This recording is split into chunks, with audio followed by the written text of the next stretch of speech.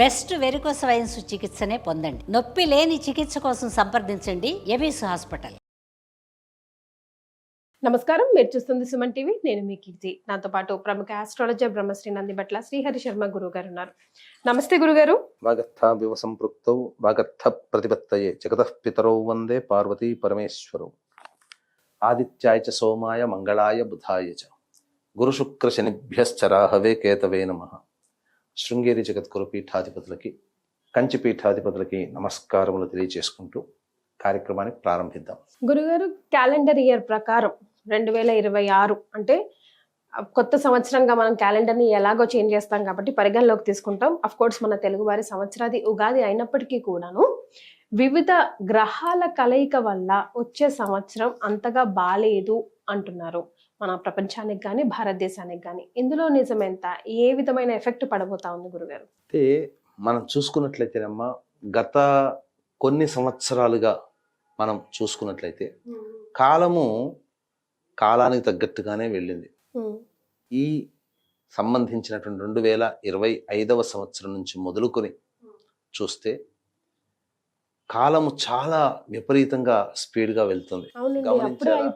2025 అప్పుడే అయిపోయింది అన్నట్టు. ఒకప్పుడు సంవత్సరం గడవాలంటే రోజులు కాదు, గంటలు లెక్కేసుకున్నా, రోజులు లెక్కేసుకున్నా, నెలలు లెక్కేసుకున్నా ఇంకా చాలా రోజులు ఉన్నాయి కదా అని.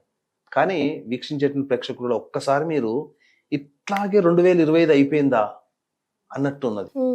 దీనికి ప్రధానమైనటువంటిది కాలంలో వేగం పెరిగింది.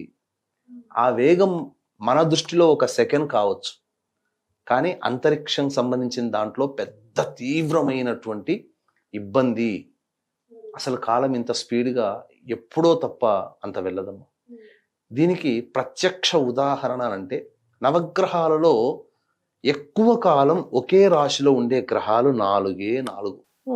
1 గురువు, 2 శని, 3, 4 రాహుకేతులు.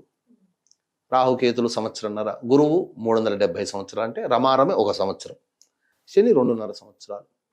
ఇందులో ఎక్కువగా ఈ రాబో 8 సంవత్సరాల కాలం వరకు కూడా గురువు చాలా ఫాస్ట్గా వెళ్ళిపోతున్నాడు. ఇప్పుడు మీరు చూసారనుకోండి, గురువు కర్కాటకంలో ఉన్నాడు. డిసెంబర్ 5 నుంచి వక్రీగమనంతో వచ్చే సంవత్సరం జూన్ వరకు కూడా మిథునంలో ఉంటాడు. జూన్ తర్వాత జూన్లో గురువు కర్కాటకంలోకి వస్తాడు. మళ్ళీ కర్కాటకంలోకి వచ్చి అక్కడన్నా కుదురుగా ఉంటాడా అంటే మళ్ళీ అక్టోబర్ నెలలో మళ్ళీ సింహరాశిలోకి వెళ్ళిపోతున్నాడు. అంటే ఒకే క్యాలెండర్ ఇయర్లో, అది ఇంగ్లీష్ ప్రకారమైనా కావచ్చు, గ్రెగోరియన్ క్యాలెండర్ ప్రకారమైనా కావచ్చు, లేదా మన సంబంధించినటువంటి సాంప్రదాయమైనటువంటి పంచాంగ ప్రకారమైనా కావచ్చు, ఒకే సంవత్సరంలో గురువు 3 రాశులలో సంచరిస్తే ప్రకృతి వైపరీత్యాలు చాలా ఎక్కువగా ఉంటాయి అని మనకు హెచ్చరికేనమ్మా. ఎందుకంటే మార్చి 19వ తారీఖు నుంచి ఉగాది ప్రారంభమవుతుంది. మార్చి 19 నుంచి మిథునంలో ఉన్నటువంటి గురువు జూన్లో మళ్ళీ కర్కాటకంలోకి వస్తాడు. కర్కాటకం నుంచి మళ్ళీ అక్టోబర్లో మళ్ళీ సింహరాశిలోకి వస్తాడు. మళ్ళీ సింహరాశి నుంచి మళ్ళీ కర్కాటకంలోకి వస్తాడు. ఇలా మార్పు చెందుతున్నాడు. గురు మార్పు అనేటువంటిది చాలా గమనించదగినటువంటిది. కొన్ని ప్రభావాలకి ఇప్పుడు మనం చెప్పుకున్నాం అనుకున్నామా, వీక్షించే ప్రేక్షకులు కూడా ఎప్పుడు చెడేనా. ఇప్పుడు మంచి ఎప్పుడు కావాలి, తీపి అందరికి ఇష్టం, కానీ ఎక్కువ తీపి తింటే ఏమవుతుంది, వ్యాధులు వస్తాయి, శరీరంలో పొట్టలో పురుగులు పుడతాయి. అంటే మంచి ఎలాగో మంచి గురుగారు, దాన్ని చెడును చూసి ఎప్పుడు చెడు చెప్తున్నా అంటే చెడును చూసి మనం జాగ్రత్త పడడంలో తప్పు లేదు కదా. ఇప్పుడు మన ఇంటికి ఎవరైనా వస్తారు, 4 వచ్చారు అనుకోండి, అందులో వాడు దొంగరా అన్నాడు అనుకోండి, వాడి మీద ఎక్కువ కాన్సన్ట్రేషన్ పెడతాంగా, జాగ్రత్త పడతాంగా. అంతా దొంగ అనగానే వచ్చిన 3 వాళ్ళతో పాటు కలిసిన 3 కూడా దొంగలు అయిపోతారా? అట్లాగే ఎప్పుడు చెడేనా అనుకుంటే చెడుగా భావించకూడదు. వీక్షించే ప్రేక్షకులు కాస్త వివేకముతో ఆలోచన చేయండి. చెడు గురించి మాట్లాడుతున్నాము, నెగిటివ్ మాట్లాడుతున్నాము అంటే ఆ నెగిటివ్ నుంచి తప్పించుకునే మార్గం కూడా మన శాస్త్రంలో చెప్పబడింది. దాని విధంగా మనం చేసుకోవాలి. అంతేకాకుండా ఏప్రిల్ 10వ తారీఖు నుంచి జూలై 4వ తారీఖు వరకు దేశకాలమాన పరిస్థితుల్లో ప్రపంచవ్యాప్తముగా గ్రహాలన్నీ కూడాను రాహుకేతుల మధ్యలో బంధింపబడుతున్నాయి. ఇది చాలా గమనించదగినటువంటి విషయం. ఎలాంటి పరిణామాలు చోటు చేసుకోవచ్చు? కాలసర్పదోషం ఏర్పడుతుందమ్మా.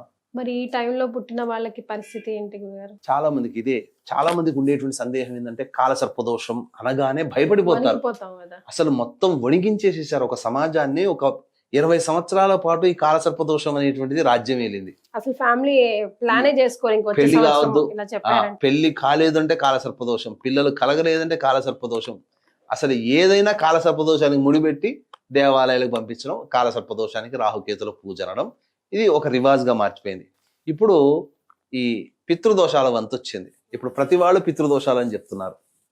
సరే, ఇక గమనించుకున్నట్లయితే ఈ సంబంధించినటువంటి కాలసర్పదోష ప్రభావం అనేటువంటిది కేవలం దేశాన్ని పరిపాలించే ప్రభువులకి మాత్రమే ఆపాదించబడుతుందని ఉత్తర కాలామృతంలోనైనా కానీ పరాశరుల వారులైనా కానీ దీని గురించి చెప్పడం జరిగిందమ్మా. కాబట్టి కాలసర్పదోషం అనేది వ్యక్తుల జాతకంలో అంతగా ఇబ్బంది పెట్టేటువంటి పరిస్థితి. కాకపోతే వచ్చే ఫలితం ఏదైతే ఉంటుందో కొద్దిగా ఆలస్యం అవుతుంది అంతే తప్ప వాడికి జరగాల్సింది. కాలసర్పదోషంలో గొప్పవాళ్ళు లేరంటారా? ఈ కలియుగంలో గురువులుగా మనం కొలుచుకొని ఆదిశంకరాచార్యుల వారు కాలసర్పదోషంలో జన్మించారు. అసలు ఇప్పుడు ఉన్నటువంటి సమాజంలో టెకీలు అంతే, వాళ్లే కదా. వాళ్ళందరూ గొప్పగా కొలుచుకునేటువంటి వాడు బిల్ గేట్స్. ఆ వ్యక్తి కాలసర్పదోషంలో జన్మించాడు, మరి ప్రపంచానికి రాజు కాలేదా? కాబట్టి కాలసర్పదోషం అనగానే ఏదో డీలా పడిపోవాల్సిన అవసరం అయితే లేదమ్మా. ఇది దేశకాలారిష్ట యోగాలని ఇబ్బంది పెడుతుంది. ఇది దేశకాలారిష్ట యోగాలలో ప్రముఖంగా ఈ యొక్క కాలసర్పదోషం గురించి చెప్పబడి ఉంది. ఏమవుతుంది? ప్రధానంగా అధికార మార్పిడి జరుగుతుంది. ఇప్పటి వరకు అధికారాన్ని అనుభవించినటువంటి వాళ్ళు ఈ ప్రభావం వల్ల అధికార మార్పిడి అనేటువంటిది జరుగుతుంది. ఇప్పుడు మనం గత ఎన్నికలు చూసాం కదా, బీహార్ ఎన్నికల్లో ఈ గురువు అతిచార మార్పు వల్ల జరిగేటువంటి పరిణామాలు ఏంటి అన్నప్పుడు అనేకంగా చెప్పుకున్నాం మనం. జరిగేటువంటి నష్టాలు కానీ, ప్రకృతి వైపరీత్యాలు కానీ, గ్రహణ ప్రభావం వల్ల కానీ, అందులో అధికార మార్పు అనేది కూడా చెప్పుకున్నాం. మరి ఎంతో ఎక్స్పెక్టేషన్స్తో ఉన్నటువంటి బీహార్ ఎలక్షన్స్లో మొత్తం అధికారం బదలాయింపు జరిగింది కదా, స్టాండ్ వన్ సైడ్ అయిపోయింది కదా. ఇప్పుడు రాబో ఎలక్షన్స్, బెంగాల్ ఎలక్షన్స్ ఉన్నాయి, తమిళనాడు ఎలక్షన్స్ ఉన్నాయి, అస్సాం కూడా ఉన్నట్టుంది కదమ్మా. ఈ అస్సాం ఎలక్షన్స్, వీటన్నిటిలో కూడా స్థిరమైనటువంటి ప్రభుత్వమే మళ్ళీ వస్తుంది. అది మాత్రం సందేహపడాల్సిన అవసరం లేదు. మన హిందువులుగా ఇన్నాళ్ళకి మన పోరాటాన్ని కళల రూపంలో ఉన్న వాటిని వాస్తవ రూపంలో తీసుకొచ్చే ప్రభుత్వాలు వస్తాయి. అది మాత్రం సంశయం లేదు. అధికార మార్పిడి ఇప్పటి వరకు అనేక సెక్యులర్ భావాలతో ఉన్నటువంటి వాళ్ళకి సంబంధించి ఇప్పుడు కాస్త చెంపపెట్టు లాంటి ఫలితాలన్నింటివి వస్తాయి. హిందువులని తగ్గించి ఇతరులని పెంచుకునేటువంటి విధానంగా ఉన్నది కదమ్మా, అది కాస్త వాళ్ళు ఆలోచించుకునే విధానంలో పడేస్తాయి. హిందువులు కూడా మనకు ముఖ్యము అనేటువంటి స్థాయికి వస్తారు. అయితే ప్రకృతి వైపరీత్యాలుగా చూసుకున్నట్లయితే ఈ యొక్క కాలసర్పదోష ప్రభావం అనేటువంటిది ఈ ఉన్నటువంటి కారణం చేత మత కల్లోలాలు కానీ, వ్యాధులు, అంటువ్యాధులు కానీ ప్రబలే అవకాశం ఎక్కువగా ఉంటుంది. పైగా ఎండ తీవ్రత కూడా ఎక్కువగా ఉంటుంది. ఈసారి 50 డిగ్రీల వరకు కూడా వచ్చే అవకాశం ఉంది ప్రకృతి వేరు. పైగా సెప్టెంబర్ మంత్లో ఈ సంబంధించినటువంటిది కుజస్తంభన యోగం కూడా ఏర్పడుతుంది. కుజస్తంభన యోగం గురుకుజుల యొక్క కలయిక ప్రభావం వలన కుజస్తంభన యోగం ఏర్పడడం, తద్వారా కొన్ని విపత్తులు అనేటువంటివి కలుగుతాయి. ముఖ్యంగా ఈ ఎర్త్ క్వేక్స్, భూకంపాలు, సునామీలు రావడం, వర్ష సాంద్రత ఎక్కువగా పెరిగి ఎక్కువగా జలమయమైపోయి ఎక్కువ సంఖ్యలో మరణాలు రావడం కానీ, ఆస్తి నష్టం కానీ జరుగుతాయి. ముఖ్యంగా ఈ గురుకుజుల కలయిక ఉన్న సందర్భంలో మిగతా గ్రహాల యొక్క ప్రభావం కూడా ఉండడం వల్ల కల్లోలాలు, మత కల్లోలాలు పెరుగుతాయమ్మా.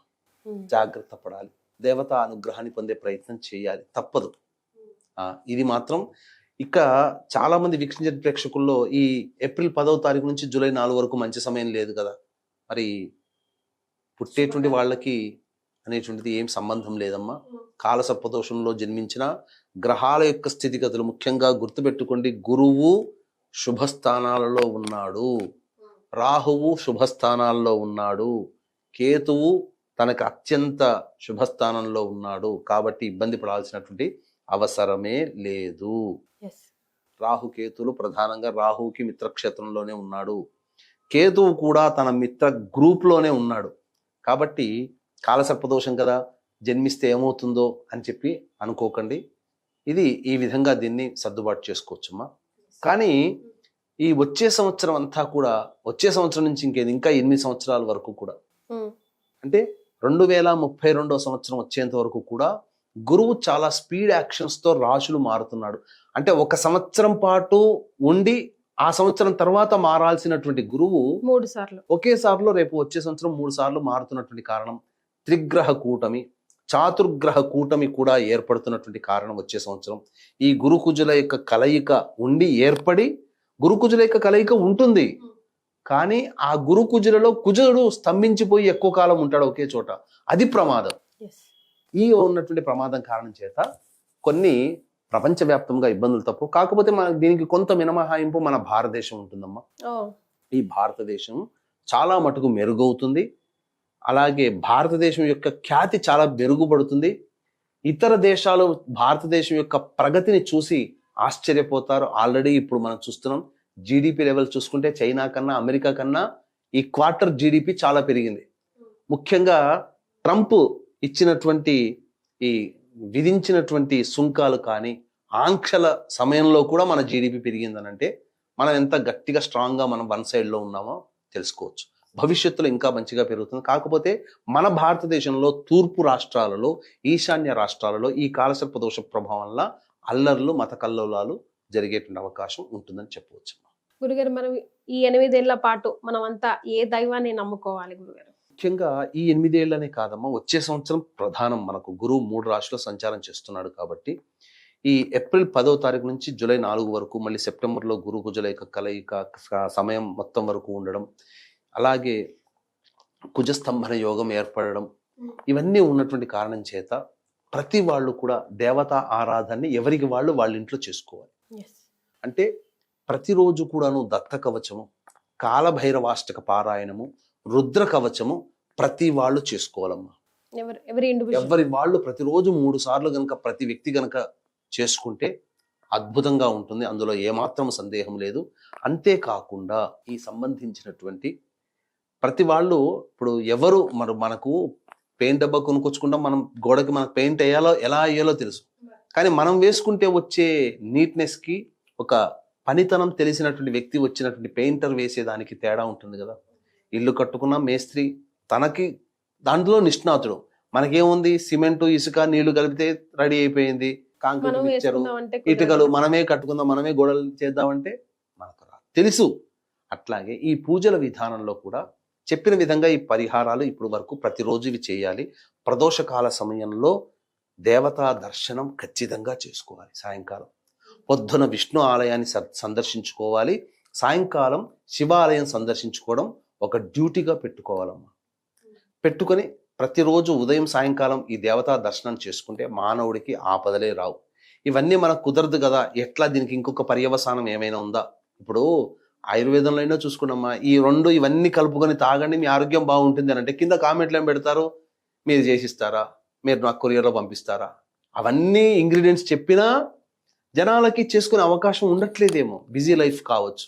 అందుకని దీన్ని దృష్టిలో పెట్టుకుని ఎవరికైతే వాళ్ళు చేసుకోలేరో అటువంటి వాళ్ళ కోసం మన పీఠం ఆధ్వర్యంలో ప్రతి నెల ఒక పుణ్యతిథి రోజున, శుభతిథి రోజున మృత్యుంజయ హోమం, ప్రధానంగా గణపతి హోమం, దత్తాత్రేయ హోమం, కాలభైరవ హోమం, రుద్ర హోమం, అలాగే లక్ష్మీ మూలమంత్ర సంపుటిత లక్ష్మీ సూక్త హోమం, శత్రుబాధ నివృత్తికి సుదర్శన హోమాలు, ఇలాంటివి ప్రతి నెల కుటుంబ సభ్యుల గోత్రనామాదులతో చేయిస్తున్నాం. సంవత్సరం అంతా ఉంటుంది కాబట్టి ఈ సంవత్సరం అంతా కూడా చేయించేదానికి ఒకే విధానంగా మీరు సంవత్సరం పాటు నమోదు చేసుకోవచ్చు.